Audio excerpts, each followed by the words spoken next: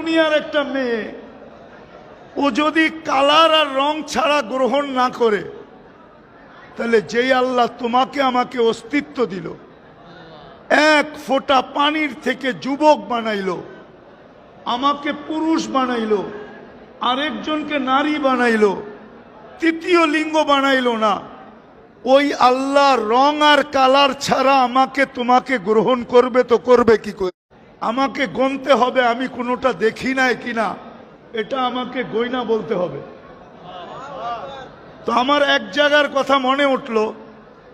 ধ্বংস স্তূপকে ঈসা আলাইহিস সালাম দেখা, ওই গ্রামকে দেখা